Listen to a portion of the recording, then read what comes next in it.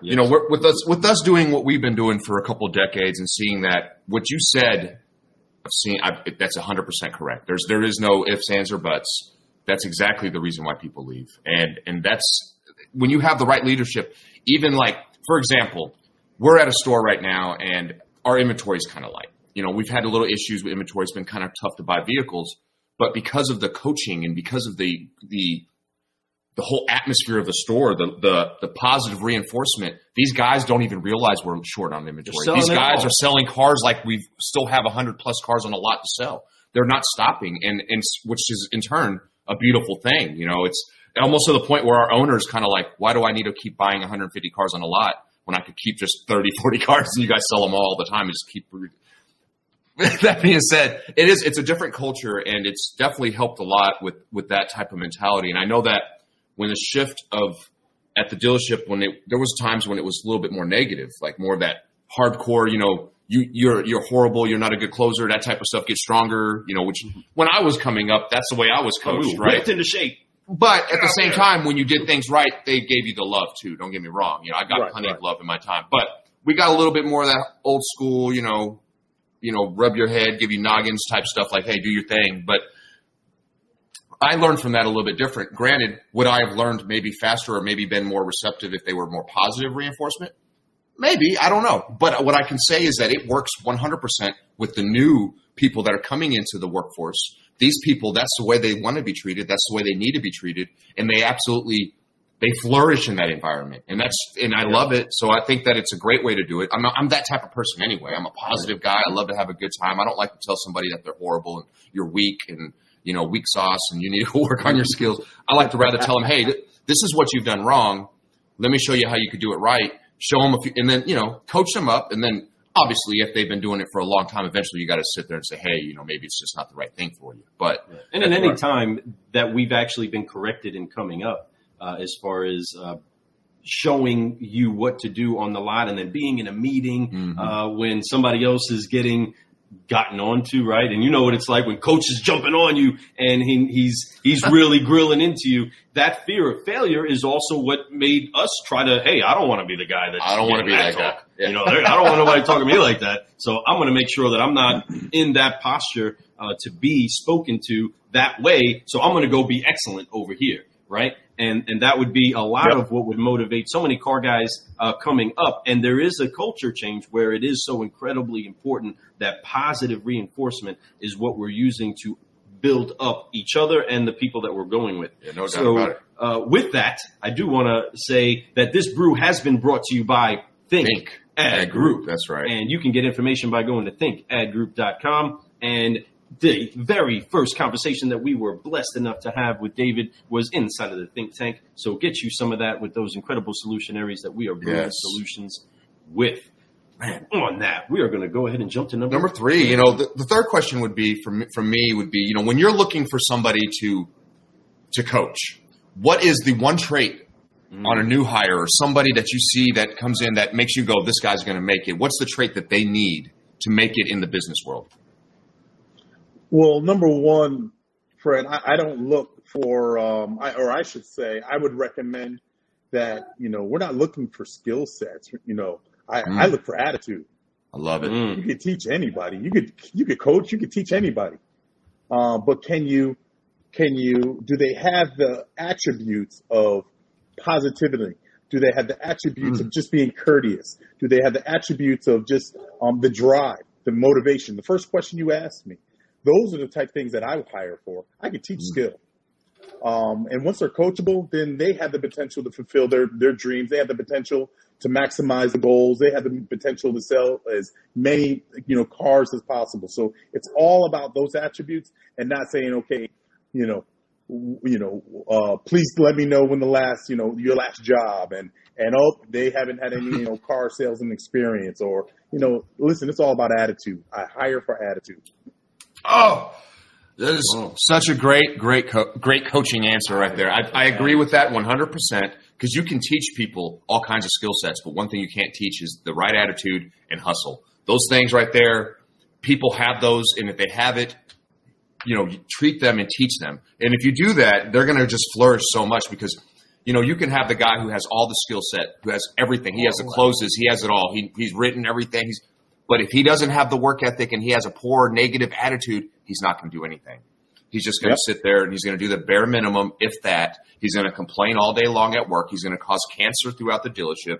He's going to, he's going to just make everybody, or whatever, wherever you work. It doesn't matter if it's a car dealership, whether it's, real estate, whatever you're doing as a profession. If you are being negative and you are using the wrong type of attitude in there and you have no hustle, man, it's just going to be tough to be anything. Even people who are professional esports, electronic sports, playing video games, those guys hustle and they work hard. They actually have to put time in. They're not sitting there just playing like 1 hour a day. They're putting 12 hours a day of work in. They're actually figuring out things. They're doing, but they have an attitude and they're in a good mood and they're having fun. They're doing what they're passionate about.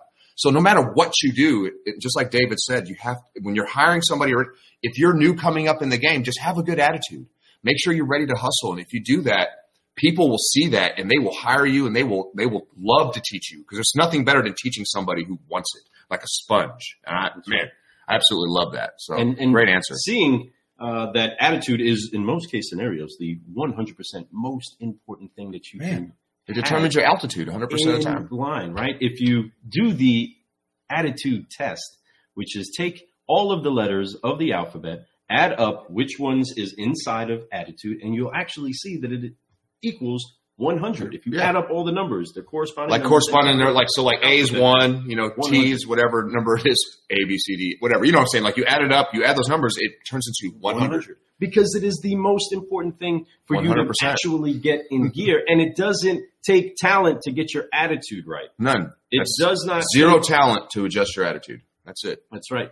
So, car guys, car gals, we're going to jump into asking question number 4. And question number 4 is actually going to come from a special guest of ours. I know that right now, David is moving and grooving, and he's got to do what it is that he is doing, man. And we appreciate it. Thank you so much for jumping in here with us in Miami. Bienvenidos a Miami. Right? I love it. So we're going to go ahead and jump to a different screen real quick, and we are going to let the one, the only Jason Garris ask the next question. Man, I'm excited. Guys, you don't even understand how much fun it is knowing that we have Solutionaries in the room like David, like Jason, like all of the other individuals that have been inside of the cafe. But I want to go ahead and let Jason ask this next question. Hi, everybody. Again, it's me, Jason here. I want to say hello to you guys all. And to David, say that I love you very much for all of the years that we've known each other. That said, the other day when you had reached out to me, I knew that you owning your business now was going to be a hit. You're a good one, the ones that really care. And so I've got a lot of good connections. And one is the Car Guy Coffee podcast with Lou and Fred. They have been nothing but genuine friends to me and great. So these people here are people who I think that will let you be able to speak and let you go far, and also be able to let the crowd, their audience, learn from you. And the audience has so much to learn. To all of you, I've known David for over 30 years, and is an incredible person.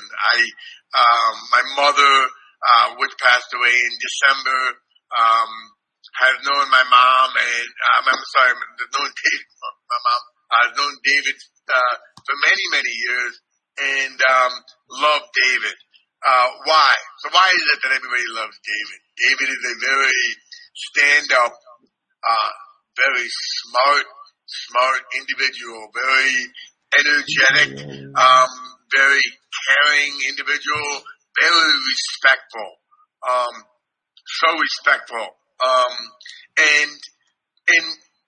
One of those things that if you ask him a question, he's not going to give you the answer. He's going to give you the full answer. And that's what I love about people is that when you ask a question, they don't just give you a quick answer. They give you the answer beyond the answer because they're passionate about what they do. I mean, the guy is a very sharp dressed man.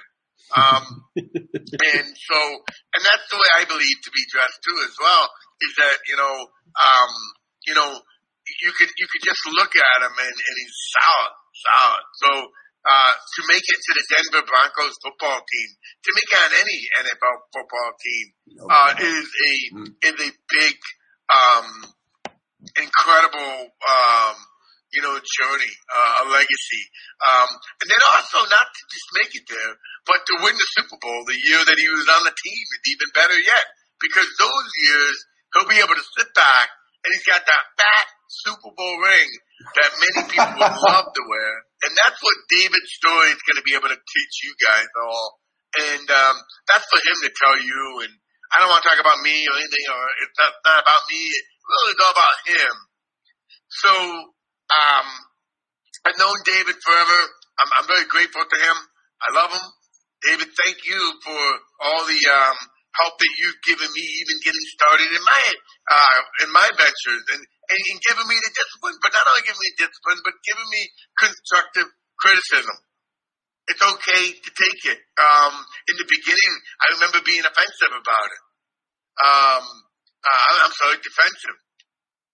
And once I became offensive, going to fix some problems, and I got better at it, and we learned a lot. And so that's what he does. It's just what he's great at. David, anyway, I have a question, and my question to you would be, in the auto industry, there's so many people who have software and tools, and everyone's trying to figure out what to do next. The coronavirus is here. So my question to you is, and I know you started your new business with coaching and human resources and hiring, but my question to you is, what is it that you are going to be able to help the car business with? What is it that you're going to be able to do? Everybody wants to know, what is it you're going to be able to do? And then the next thing is like, how long does it take for a dealer or a salesperson to actually come around to your program? And so again, David, that's my question for today. I love you, man. Well, thank you, Jason. I appreciate the kudos, and the feelings are mutual. But to answer your question, what do I offer? What does DG Coaching and Consulting Services offer? It's a multiple of things. Number one, we do offer a basic line of HR functions. So, that could be from interviewing. We kind of talked about what are the things that we look for, or what are the things to look for in a applicant or a candidate that's going to come to your car business, in your dealership. And it's number one is, do you have the proper interviewing skills? Do you have unbiased training? Are you making decisions based on biases that will not, select the best candidate?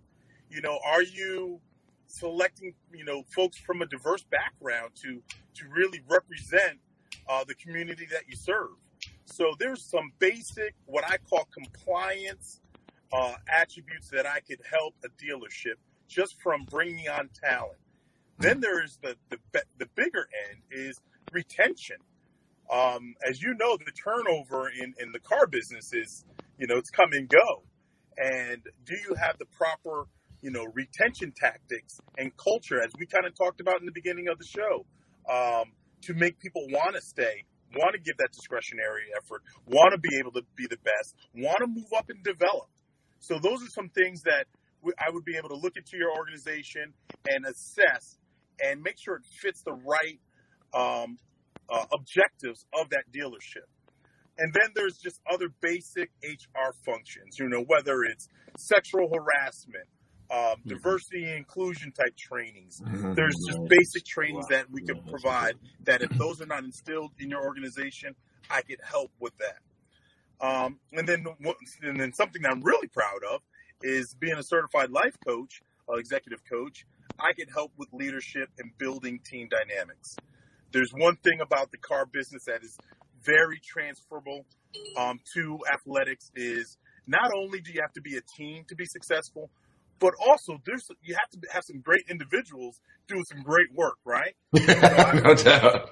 I was blessed to be with Terrell Davis and John Elway, and you know what? Yeah, Hall of Famers. But you know what? They were one hell of a player, Yes. And they rock. So, how do we get those individuals that we think are rock stars perform at a high level? How do you get that person that's new, that's inexperienced, and a rookie, and get that individual to perform at a high level, and then together and collectively, that's when you have a great team. Well, that's huge because everybody has to play their position and play their position excellently.